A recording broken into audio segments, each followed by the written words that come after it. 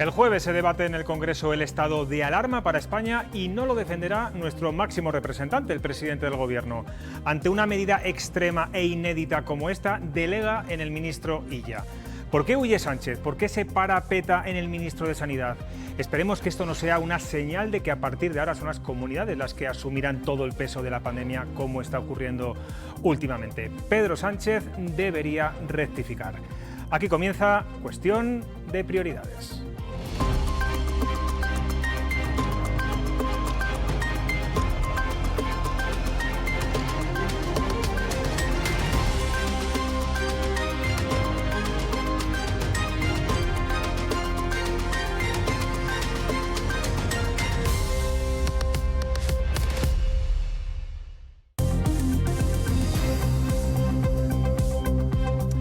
¿Qué tal? Buenas noches. Estamos a horas de que se confirme si Castilla y León cerrará sus fronteras como han hecho otras comunidades, aunque el presidente de Castilla-La Mancha propone un cierre perimetral coordinado durante 14 días con Castilla y León y Madrid. Mañana se reúnen los presidentes de estas tres comunidades en Ávila y allí previsiblemente podrían hacer este anuncio, las tres comunidades confinadas. Pero hoy es el día de los datos económicos. Conocemos el proyecto de presupuestos del Estado con importantes subidas de impuestos.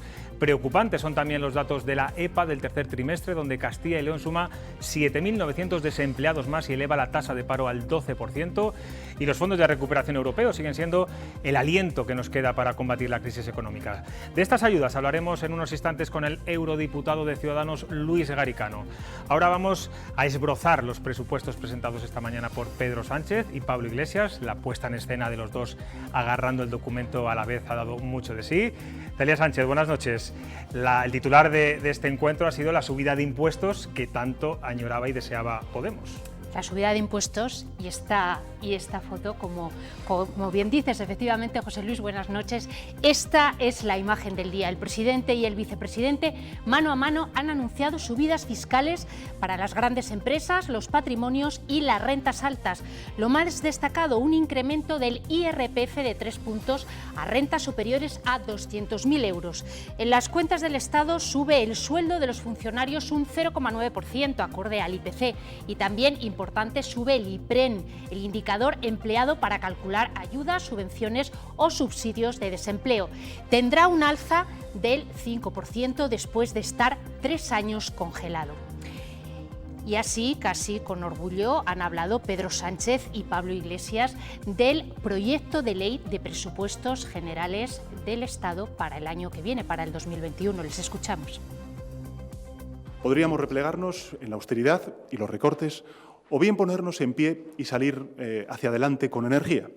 Estos presupuestos eligen el segundo camino. Una nueva época que deja atrás definitivamente la etapa neoliberal de la austeridad y de los recortes en lo público y que pone a nuestra patria en la senda que marca el acuerdo histórico alcanzado en Europa. Celia, otras subidas impositivas que recogen estas cuentas afectan de lleno a algunos sectores económicos de nuestra comunidad. Eso es, José Luis. Exactamente, concretamente, 2 subidas de impuestos para el IVA de las bebidas azucaradas y la matriculación de vehículos. En el primer caso, sectores agrícolas de la región pueden verse afectados de lleno. El consejero de Economía, Carlos Fernández Carriedo, mostraba hoy así su preocupación. Impuesto que repercute negativamente sobre los agricultores de la remolacha, sobre la industria agroalimentaria y sobre también la hostelería, en la medida que son quienes venden estas cantidades. Y nos preocupa también, en relación con el sector del automóvil, el que no se adapte el impuesto de matriculación al nuevo método de cálculo de las emisiones de CO2. Bueno, pues de impuestos, de cifras económicas, de confinamientos, de toques de queda, de una amalgama de temas vamos a hablar hoy con nuestros tertulianos. Empezamos por Roberto Mallado, jefe de informativos de Onda Cero, ¿qué tal? Hola, ¿qué tal? Buenas noches. Arantxa Jiménez, periodista, bienvenida. Gracias, buenas noches. Guillermo Garavito, columnista de ABC, ¿qué tal? ¿Cómo estás? Bueno, yo no sé si ha ganado la batalla fiscal Pablo Iglesias a Pedro Sánchez, finalmente ha conseguido la subida de impuestos a las rentas más altas, a las grandes empresas. Guillermo. La hemos perdido nosotros, la clase media. Yo no tengo 10 millones de euros, ni tampoco gano 200.000, esto es lo de siempre. Yo creo que al final nos va a afectar a la clase media porque ya sabemos que cuando se maltratan empresas, lo más fácil es deslocalizarlas. Todavía nos acordamos del ridículo de Ada Colau con Nissan. ¿De verdad creemos que los bancos, por mucho que les suban los impuestos, no nos lo van a repercutir a nosotros? Salimos perdiendo nosotros, y eso es lo que lleva pasando desde que Pablo Iglesias entró en ese gobierno y Pedro Sánchez con 7. Arantxa, ¿coincides con Guillermo Bueno, Garaleto? yo no sé si voy a salir perdiendo personalmente, porque como no gano los 200.000 euros anuales, pues personalmente creo que no. Pero ella te lo repercutirá. Bueno, yo creo, pero eso en el momento en el que suceda hablaremos de lo que suceda. Yo creo personalmente que en el fondo es un poco lo esperado. Se llega a un acuerdo y hay decisiones que se han tomado que yo personalmente creo que van acordes con una tendencia que, por supuesto, excede lo que se está haciendo en España y que tiene que ver pues, con una tendencia mundial en el tema que tiene que ver en concreto con los plásticos, con el tema del diésel y con el tema incluso de las bebidas azucaradas. Hay países que en ese sentido nos llevan una ventaja enorme, como Chile, por ejemplo, que lleva años aplicando este tipo de medidas y que con resultados mejores y peores en distintos ámbitos, a día de hoy pueden decir que algo se ha avanzado. Entonces yo creo que esto no son unas medidas que se puedan ceñir únicamente al contexto español.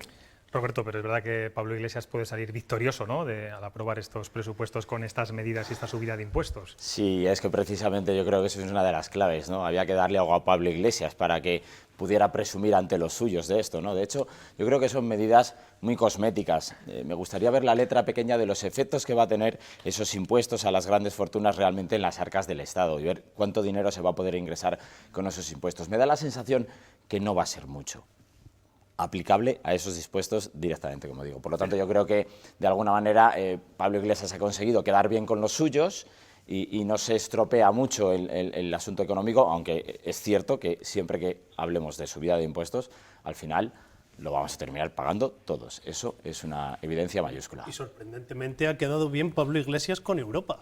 Parece que le gusta y todo.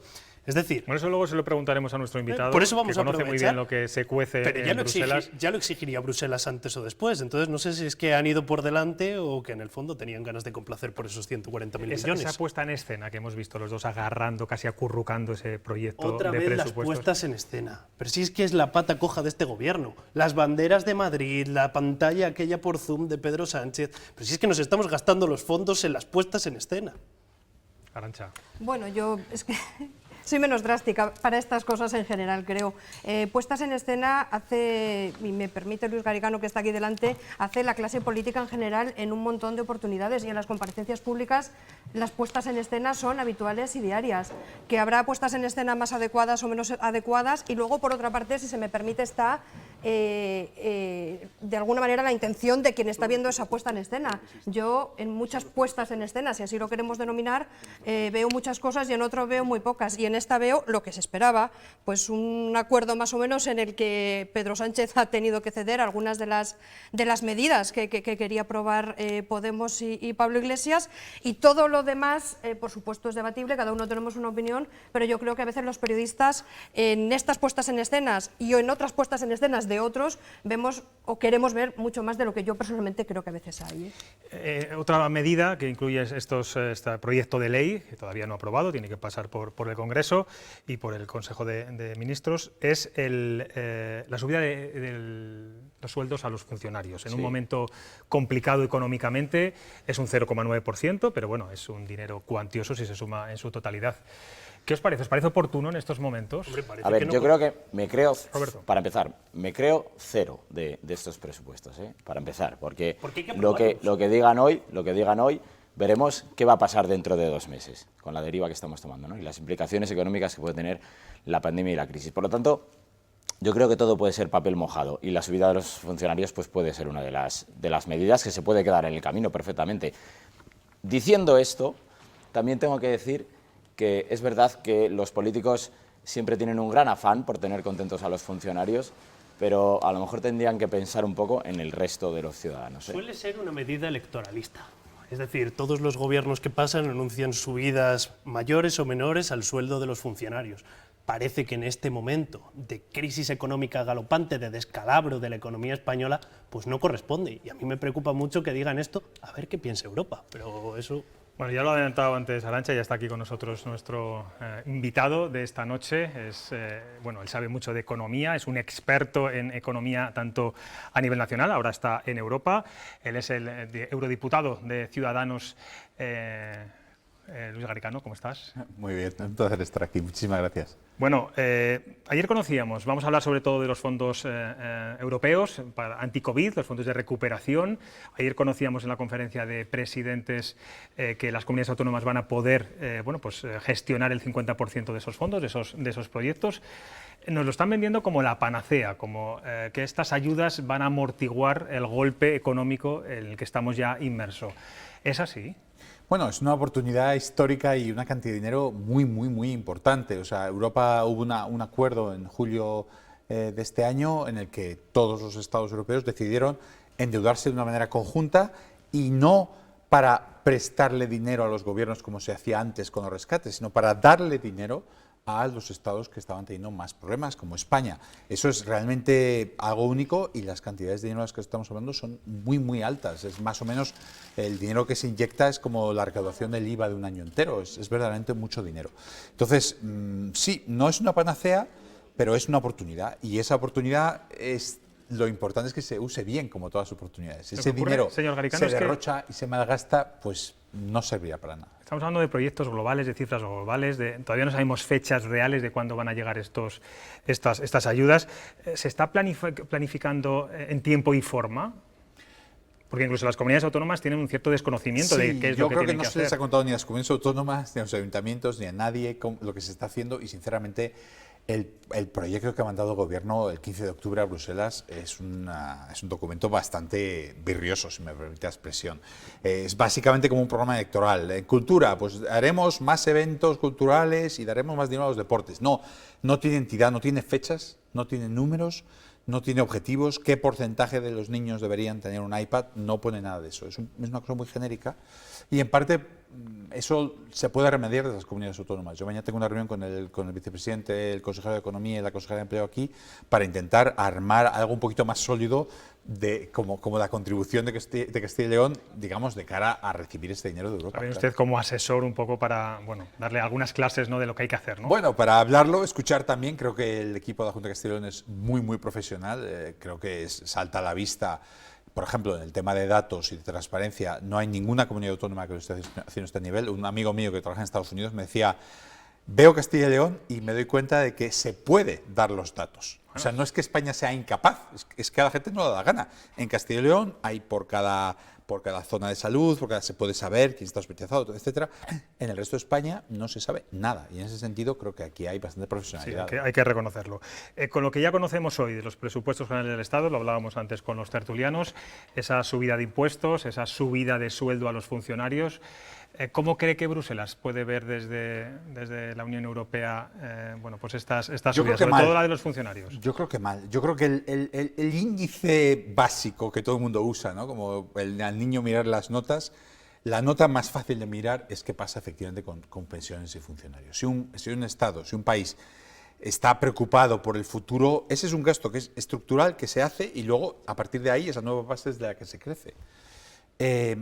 Yo creo sinceramente que no era el momento. Creo que los pensionistas y funcionarios que les dicen, oye, estos 25 euros que te vamos a subir, no te los subimos,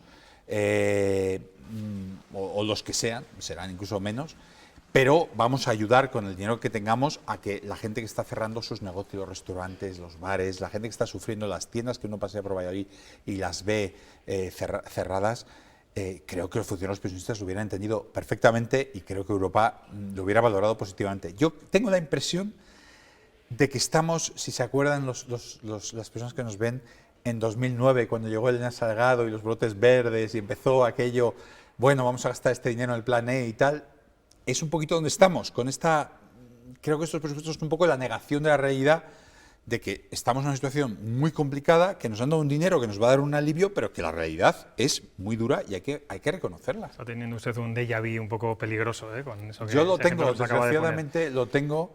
Y nos acordamos todos de cómo acabó aquello y yo de verdad que espero que el Gobierno haga lo necesario para que no sea así.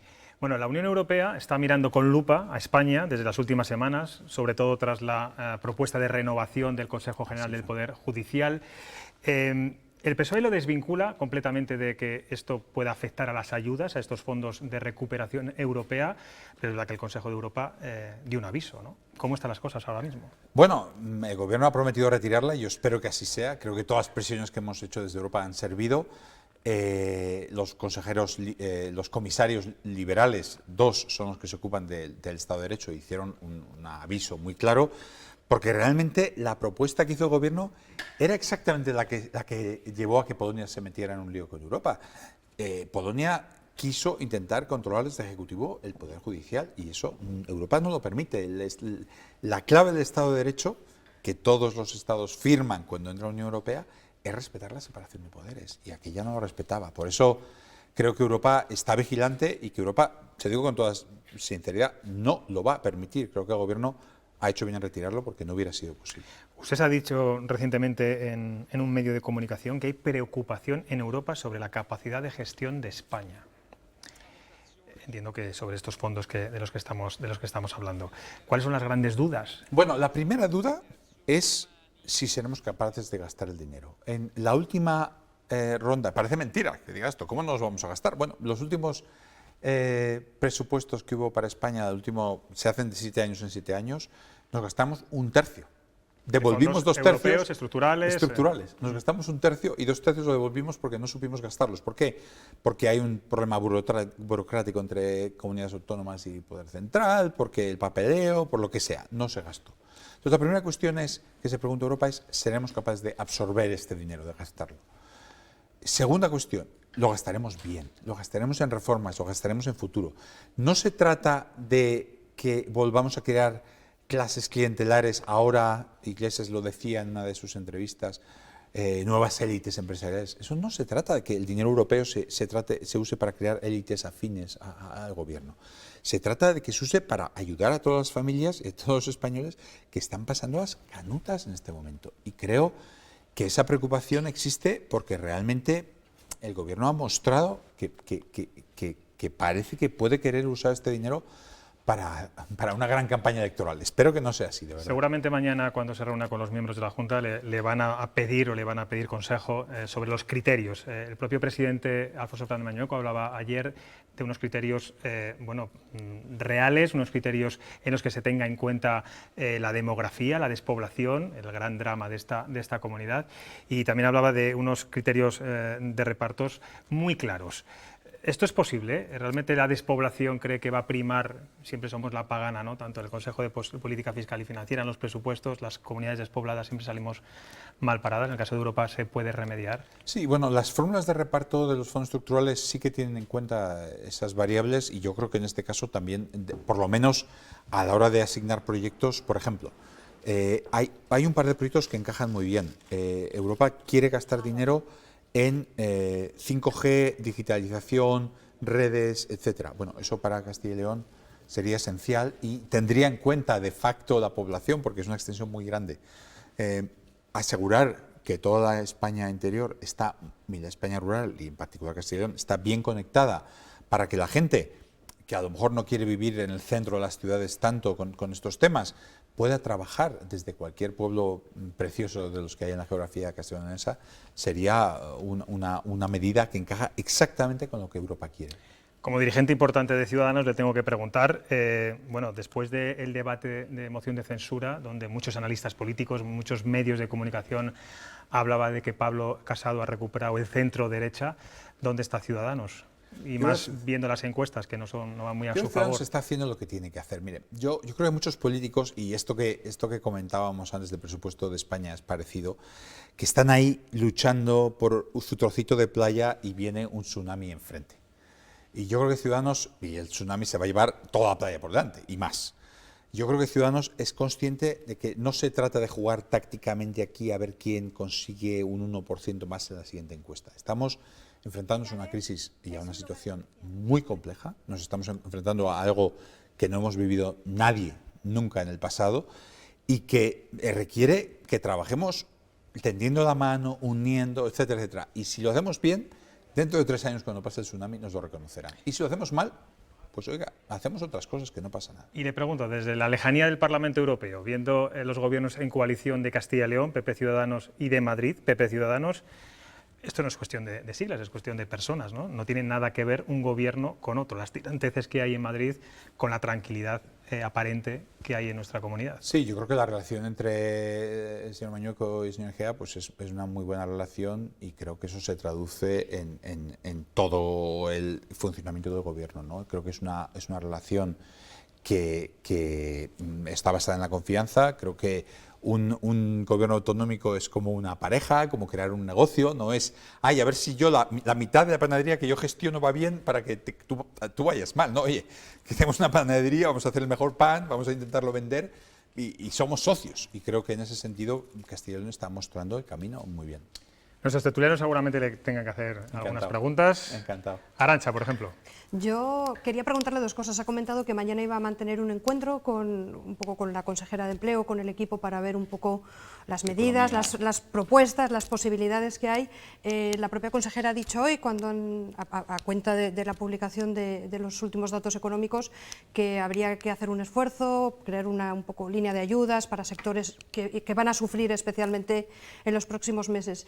Quería preguntarle, por una parte, si no considera que, además, por ejemplo, de la hostelería, que efectivamente es un sector que muy perjudicado, si no cree que sería una buena oportunidad de tener un poco la vista en el sector industrial, que también es importante y que quizá necesitaría también de un empujón, no solamente ahora, sino mirando un poco hacia el futuro. Y por otra parte, también he leído que en alguna ocasión usted se ha posicionado de una manera clara en relación a esta dicotomía perversa que algunos quieren imponer para que se elija entre la salud y la economía, ¿no?, siendo fundamentales las dos. Y usted, de alguna manera, se ha posicionado claramente, de una manera moderada, dando a entender que una sin otra es imposible salir adelante. Sí, efectivamente. Empezando por la segunda pregunta, creo que las dos cosas van juntas, efectivamente. Lo que vemos en los países que les ha ido bien luchando contra la pandemia, y eso les ha permitido que la economía vaya mejor. Y los países que nos ha ido mal, como España, nos ha ido mal con la pandemia y también nos ha ido mal la economía. De hecho, España tiene la tercera peor cifra económica de todo el Fondo Monetario Internacional. Solo Venezuela y Perú están peor. De 60 países principales del mundo, solo hay 2 peores, Venezuela y Perú. Y también las peores cifras de pandemia. Entonces, creo que ese conflicto no deberíamos buscar. Tenemos que conseguir luchar bien contra la pandemia para que la economía se recupere, efectivamente. En cuanto a la vista, estoy muy de acuerdo. Creo que hay que levantar la vista al futuro, y que gran parte del trabajo que hay que hacer en empleo en particular, que era la pregunta hacia donde se orientaba su pregunta, es ayudar a la gente a prepararse para el futuro, porque realmente muchas cosas no van a volver. Por ejemplo, hoy salía un estudio muy interesante que decía que los vuelos, cuando se pregunta a los gestores de vuelos de las empresas, dicen que van a multiplicar por 3 las reuniones online en el futuro, que ya no van a volver a mandar a la gente por un día a Nueva York. Cuando tenga que ir a Nueva York, pues estará en su casa haciéndola por Zoom. No va a volver el mismo nivel de viaje, el mismo nivel de vuelo, etc. Entonces, mucho de lo que habrá que hacer será ayudar a la gente a reorientarse hacia un futuro diferente. Y creo que desde empleo se puede hacer mucho de ese trabajo. Roberto, Guillermo. Yo quería preguntarle, porque yo creo que muchos de los telespectadores que nos ven tienen una gran incertidumbre sobre la situación económica. Escuchamos, por un lado, a cada una de las autonomías, escuchamos estudios independientes, escuchamos a Bruselas, y luego, sobre todo, escuchamos al Gobierno, que cambia de versión cada 2 por 3, y lo que iba a ser una recuperación en V, luego iba a ser en U, ahora no sé si es en L. La gente sabe que el PIB ha caído un 12,8%, o lo ha escuchado, pero no sé si la gente es consciente de lo que significa eso de verdad y lo que supone para su trabajo en Bruselas. O sea, es decir, ¿cómo nos ven en Bruselas a España? Bueno, la realidad es que ha habido un proceso largo de deterioro desde el 2008. Yo diría que en 2008 o 2007 España ya había llegado a ser considerado un país normal, que empezamos con la gestión de la primera crisis y la gente empezó a decir, estos señores, ¿qué hacen?, ¿no? Y ha habido unos años un poco complicados.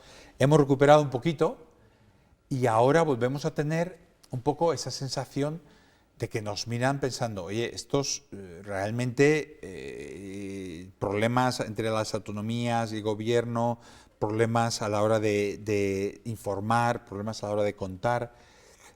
Hay una sensación de que a lo mejor y la tenemos también dentro de nuestro país. A lo mejor no somos lo que creíamos que éramos. Yo sinceramente creo, y viendo a la gente, y viendo cómo se trabaja, etcétera, creo que no nos merecemos esto. Creo que los españoles trabajamos mucho y bien, y la gente en los restaurantes, en los bares, en las fábricas, en la industria, hace su trabajo y lo hace muy bien. Y creo que, sinceramente, en este momento hemos tenido bastante mala suerte con el gobierno que nos ha tocado. Esa es mi impresión. Sí, pero decía... Roberto, se nos va el tiempo. Guillermo, Roberto. Sí, tan solo decirle que ha conseguido usted sumar un punto de intranquilidad a mi futuro cuando ha dicho que estamos en la situación de 2009. Y me refiero sobre todo a Luis Garicano, el economista, no tanto el eurodiputado. Quería preguntarle cuánto le queda a la hucha de Europa. Es decir, ¿hasta cuándo Europa va a poder soportar esto y va a seguir financiando a los países para que puedan seguir adelante? ¿Cuánto nos queda? Es una pregunta excelente, esa es la gran pregunta, ¿no? Ahora mismo, si España no tuviera Europa, estaríamos en Venezuela. Sí. O sea, estaríamos en caída libre. Entonces, Europa en este momento nos está dejando endeudarnos. ¿Por qué no se nota ese 12,8%? Porque realmente el gobierno tiene infinito dinero para darle a todo el mundo, porque nos está comprando Europa toda deuda y nos está inyectando este dinero del que hablábamos. ¿Hasta cuándo? Yo creo que la respuesta es mientras la crisis le esté sucediendo a todo el mundo, mientras la pandemia dure, no va a haber ningún problema. El problema es, 6 meses después seguimos con un déficit de 2 dígitos. Un año después los demás ya se han recuperado y nosotros seguimos pidiendo. Ahí, digamos, finales del 21, 22, ha pasado todo, ya hay vacunas y España sigue... Ahí es cuando nos van a decir, oye, ¿los deberes? ¿Cuándo? Y ahí es cuando el que estemos haciendo ahora un presupuesto con lo de pensiones y funcionarios, el que estemos haciendo gastos extraños, el que hable de congelar los alquileres, como si fuéramos un país soviético, el vicepresidente, es cuando la gente va a decir, oye, estos no son serios. Y ahí es cuando podemos tener un problema. Pues Luis Garicano, gracias por estar aquí en Cuestión de Prioridades. Ya sabe que hasta ahora ya no puede pasear por su ciudad, por Valladolid. Se tiene que ir a casa directamente. Por supuesto. Estamos como estamos y le esperamos en breve cuando quiera volver de Bruselas. Siempre, muchísimas gracias. Esta es mi ciudad, o sea que siempre encantado de estar aquí. Eso es. Y a ustedes nos vamos a publicidad. En 5 minutos volvemos y hablamos de confinamientos, toques de queda, estados de alarma, etcétera, etcétera. Hasta ahora.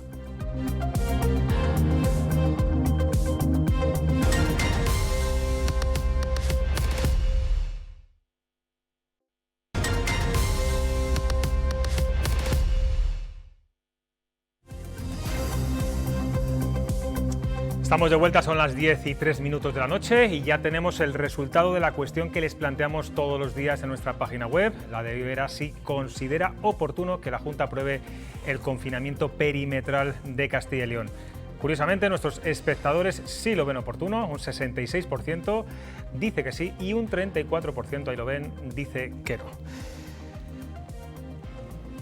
Les contamos la última hora, como le comentamos también al principio del programa. El presidente de Castilla-La Mancha ha propuesto el cierre perimetral de las 3 comunidades, Madrid, Castilla-La Mancha y Castilla y León, pero nuestra comunidad lo decidirá mañana y bueno, y en cualquier caso es una decisión que corresponde tomar al presidente de la Junta. Mañana se reúnen en Ávila los 3 presidentes, Fernández Mañueco, Paje y Ayuso, en Ávila para decidir, imaginamos, qué van a hacer, si confinan o no confinan perimetralmente sus comunidades autónomas.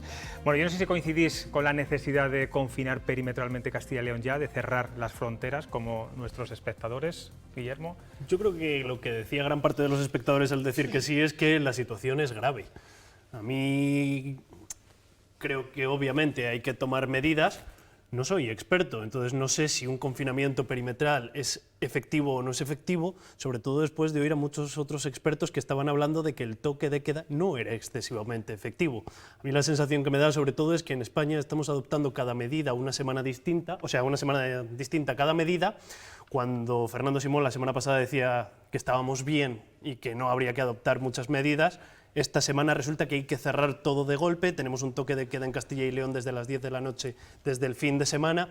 A mí la sensación es que los políticos van improvisando sobre la marcha porque es un escenario nuevo, pero aquí no hay responsabilidades de ningún tipo. Es verdad que en Castilla y León el presidente el domingo no parecía que fuera muy proclive a ese confinamiento perimetral y todo hace indicar, aún que esto todo hay que cogerlo con pinzas, que posiblemente mañana esas 3 comunidades pudieran llegar a ese acuerdo, ¿no? Roberto. Sí, y es que además si miramos el mapa de España son de las 3 que no lo han hecho y no quedan muchas, porque Todo esto arrancó con algunas, que es verdad que tenían una altísima tasa de incidencia, pero es que se han ido sumando muchas, ¿no? Y muchas que son además limítrofes con Castilla y León. No estamos hablando del País Vasco, estamos hablando de Asturias, estamos hablando de Aragón. Son ya demasiadas las que han tomado esa medida. Es verdad que Castilla y León siempre ha estado a la vanguardia de las medidas más restrictivas. En este caso, pues le ha tocado el pelotón de cola, pero yo creo que es inevitable que vamos de cabeza hacia el confinamiento perimetral. O sea que luego hay confinamientos perimetrales y confinamientos perimetrales. Estamos viendo que en algunas comunidades solamente de la comunidad, en otras que son comunidad y municipios. Conocíamos hoy en Logroño van a cerrar los bares durante un mes. ¿Cuál creéis, Arantxa, conociendo las características y peculiaridades de nuestra comunidad, que debería ser la mejor medida una vez que se cierran estas fronteras? Hombre, yo creo que en esta comunidad se puede hacer de manera selectiva. Hace 10 minutos hablábamos de la despoblación, que es una de las características de Castilla y León, y yo creo que hay un montón de municipios que a priori no deberían de tener grandes problemas y quizá no necesitarían de la aplicación de medidas excesivamente exigentes, ¿no? Aún así, yo considero que hay una cosa fundamental, y es que efectivamente esta medida se tome de manera coordinada. De nada sirve que una comunidad tome medidas cuando el resto están haciendo las cosas de otra manera. Entonces, quizá esto para mí personalmente sí llega tarde, sí hacía falta esa coordinación, pero en el caso concreto de Castilla y León creo que, por supuesto, teniendo siempre en cuenta los datos de incidencia y mirando siempre por la salud, creo que hay zonas y que hay sobre todo municipios a los que se les puede liberar igual de una serie de medidas excesivamente exigentes. ¿La clave es lo que haga Madrid, lo que haga la Comunidad de Madrid? Yo no creo que la clave sea lo que haga la Comunidad de Madrid, pero Castilla y León, en la primera oleada, cuando todo esto sucedió, sufrió gravemente las consecuencias de la movilización de los ciudadanos de Madrid. Con lo cual, la clave no sé si está en lo que haga Madrid, pero que las medidas que toma Madrid afectan a Castilla y León y a Castilla-La Mancha, se vio también, obliga, yo creo que eso es una realidad y eso obliga a que cualquier medida que se tome tenga que estar o se intente que esté coordinada con lo que haga Madrid en la medida de las posibilidades, por cuanto se padece luego. Pero Madrid se puede quedar ahí en una pinza, porque si al final Castilla-La Mancha, García Paje y Alfonso Fernández Mañueco deciden que cierran cada una de las comunidades, Madrid queda literalmente cerrada, aunque Ayuso diga que no. A mí el hecho de que se reúnen en Ávila me da la sensación, me da una inquietud terrible, porque esto más parece que se han vuelto místicos y han dicho que sea lo que Dios quiera. Porque es que es lo que va apareciendo cada semana. Yo sí que viendo el movimiento del gobierno de Castilla-La Mancha esta tarde, que ha sido el que ha puesto encima de la mesa la propuesta que va a llevar ahí, yo creo que está presionando al gobierno madrileño para que efectivamente tome esa medida. Pero esto volvemos a lo mismo, es la descoordinación de que el gobierno central no haya tomado el mando en esta situación. Tenemos 17 comunidades autónomas tomando decisiones relativamente por libre y a los ciudadanos locos. Sí, claro. Por cierto, que ayer hablamos de toque de quedas, hoy hablamos de confinamiento perimetral. El lenguaje está cambiando una barbaridad estos días. No. Restricción de la movilidad nocturna. Eso es lo que dice el señor Pedro Sánchez que tenemos que decir, pero bueno, yo creo que a la gente hay que darle los mensajes claros para que lo sepan bien. El toque de queda en el que estamos actualmente en Castilla y León es posible gracias al estado de alarma, que previsiblemente se va a aprobar o se va a llevar al Congreso este jueves, donde Pedro Sánchez no lo va a defender. ¿Por qué creéis que esconde la cabeza el presidente ante una medida pues tan drástica e histórica? Bueno, pues cuando uno no sale es para evitar el desgaste, ¿no? No parece que haya mucho más y efectivamente pues... Pero sigue la estela de toda la pandemia, es decir, en su intervención del domingo ya dejó claro que delegaba en las autonomías y en las autonomías. No sé cuántas veces lo repitió. Eso es decir, señores, me lavo las manos. Bueno, yo creo que durante la pandemia la comunicación en ese sentido fue distinta. Durante la pandemia yo recuerdo a Pedro Sánchez manteniendo reuniones todos los domingos con los presidentes de las comunidades autónomas y saliendo a defender y a pedir en los momentos en los que fue necesario la prórroga del estado de alarma. O sea, que yo creo, a mí me sorprende precisamente que Pedro Sánchez tome esta decisión ahora, teniendo en cuenta que en los últimos meses, con mayor o menor fortuna, en eso no voy a entrar, sí ha dado la cara y sí ha comparecido, con lo cual no entiendo muy bien ahora exactamente por qué decide no hacerlo, ¿no? Me imagino que estarán todavía con los apoyos en una situación un poco complicada, pero si no, insisto, yo no lo entiendo porque creo que sí ha dado la cara. Puede ser porque es que además hay que aprobar unos presupuestos. Sí, y es que a todo Cataluña y a País Vasco probablemente no les case un toque de queda general, un estado de alarma a la manera que lo quiere Madrid o lo quiere Castilla y León. ¿Veis posible un acuerdo con el Partido Popular el jueves para aprobarlo, el estado de alarma? Sí, porque donde Pedro Sánchez dice 6 y Pablo Casado dice no, al final acabarán siendo 3, y son 3 meses que no contempla la Constitución. A mí eso sí me preocupa de verdad. Esto es para cada 15 días, no para llegar y que estos se pongan de acuerdo y digan no, nos vamos 3 meses con estado de alarma, o 6, o 1, o 2. Bueno, vamos ahora a analizar la huelga de médicos, un asunto completamente distinto, pero de plena actualidad. Unos 150.000 facultativos de toda España estaban hoy llamados a esos paros, que se celebrarán los últimos martes laborables de cada mes. Exigen mejoras laborales y critican el decreto que permite contratar a profesionales sin especialidad y a médicos extracomunitarios que no tengan el título homologado. Los sindicatos cifran el seguimiento en Castilla y León en un 65%, la Junta en un 10%. Bueno, como siempre, esta guerra de cifras incomprensible a veces, desde luego. Bueno, yo no sé que, más allá de las reivindicaciones de los sanitarios, que son, bueno, yo creo que muy lógicas, ahora me lo diréis, ¿veis oportuno hacer esta huelga ahora, en un momento en que estamos diciéndolo todos los días, las UCIs están colapsadas, la atención primaria, la presión asistencial de la atención primaria es muy elevada? Mira, que el sindicato médico saque pecho de que el 65% ha hecho el seguimiento de la huelga, se le tenía que caer la cara de vergüenza, tal y como están las cosas ahora mismo. Yo quería hablar de Luis. Luis es un hombre que esta mañana ha ido a la consulta con su mujer y allí lo han tenido durante media hora esperando. Ya llega un momento en el que le tocaba la consulta y le han dicho no puede ser porque su médico está de huelga. Y Luis se ha ido para su casa, después de estar media hora en un hospital que es una zona peligrosa ahora mismo. Hemos escuchado ese corte, ¿no? en Onda Cero, está al mediodía en los informativos. Y eso lo han permitido los médicos. Yo no digo que no tengan toda la razón del mundo con lo que reivindican, y que defiendan su profesión, y que defiendan su categoría, y me parece perfecto, pero que no es el momento, yo creo que evidente. Pero como otros muchos sectores, aprovechan los momentos de tensión y difíciles, bueno, pues para reclamar ciertas cosas, ¿no? Lo que pasa es que en este caso es verdad que... Bueno, lo hicieron los MIR en la Comunidad de Madrid este verano. Es decir, yo creo que hay momentos y hay momentos para todo. Esto es como subir el salario a los funcionarios que hablábamos antes. Creo que en mitad de una pandemia donde se está avisando del colapso de las UCIs, no es momento para hacer una huelga, aunque tengan toda la razón del mundo, que creo que nadie se la ha quitado más allá del gobierno y el decreto. Arantxa. Yo personalmente creo que planteada así la pregunta, hombre, pues todo nos lleva a pensar que igual no es el momento. Cuando es el momento con las UCIs llenas, hombre, pues no, planteado así no es el momento. Bueno, pero es una realidad. Sí, es una no realidad, sin duda. Pervirtiendo la pregunta. Sin duda es una realidad, pero planteado así no es el momento. La pregunta es, en la situación en la que están los médicos y con todo lo que llevan acumulando desde el mes de febrero, ¿cuándo es el momento? Bueno, pues como cada martes tenemos la mirada del estudiante. Vamos a ver cómo ve todo esto del toque de queda nuestro alumno de Salamanca, Andrés Gómez.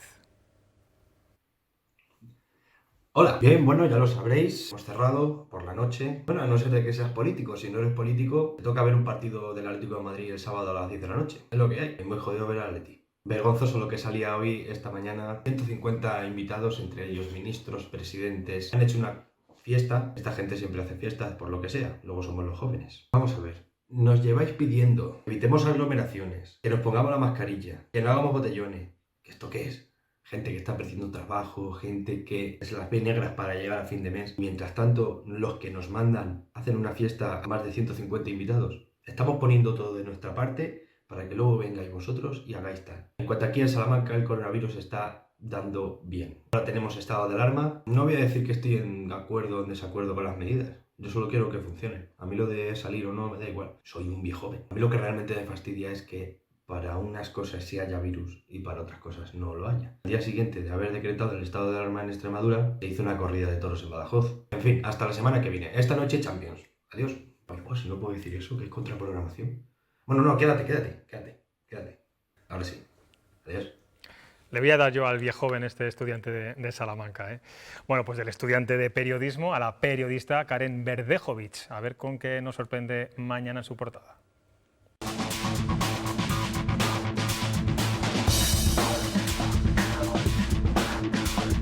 Buenas noches, José Luis. ¿Quedas colorado gris? En la edición de mañana de Messetarian Review llevamos en portada un nuevo nicho de empleo. El delator de los infractores del toque de queda. Ahí hay uno.